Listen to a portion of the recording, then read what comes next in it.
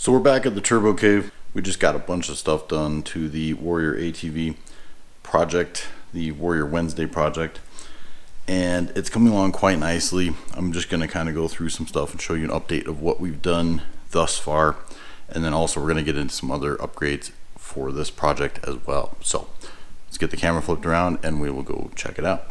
Right off the bat, you'll see we have Nerf bars on the sides here. These are XFR Industries. I'm going to call it XFR, a dead blow company, because I had to hammer the ever-living crap out of these parts here to get them to fit and line up with the foot pegs and to line up on the front part of the frame there. So needless to say, it was not very fun to get these fit to the quad. The other thing is we added these heel guards. Now, this is an 89 frame, I believe. It might be a 90. It's kind of hard to say. Based off the VIN, it tells me it's an 89. Some of these parts are for a different year, more modern Warriors. So obviously there's going to be some minor differences. One of which is there's no bracket back here to mount the heel guard onto the frame at all.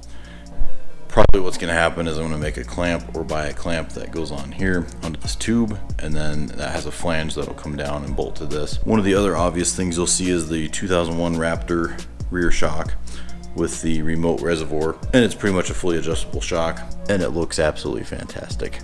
The other part we added to it is the XFR Grab Bar. I also had to hammer this a bit to get it to fit on the frame. The rear section of the frame could be tweaked a little bit in XFR's defense, but pretty much everything I bought from XFR has needed to be hammered and modified heavily to get it to fit. The grab bar looks pretty nice. I'm thinking about powder coating it gloss black, just like the heel guards there. For now, silver's fine. So we got the rear brake caliper mounted.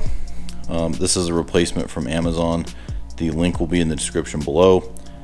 This disc here is actually too small. You can kind of see that there is about 3/8 of an inch of pad that is not going to be contacting the brake disc, so I need to go with the larger diameter brake disc, and I measured that best I could, but apparently I still ordered the wrong one. So I will be ordering a new one of those, and the link will be in the description on that video as well. So there apparently are 2 different diameters for the Warrior brake discs. It's kind of hard to see, but we have the IMS direct shifter, so we're not using a pivot shifter on the stock foot peg. Thought about cutting that off, but I think for now just leave it in case I don't like this shifter for some reason. And then I'll need to obviously move the shifter up above the netting for the Nerf bars, and I believe this netting's a little too tight, but we can adjust that, so no big deal there. I did get this awesome gas cap from Amazon. The link will be in the description for it.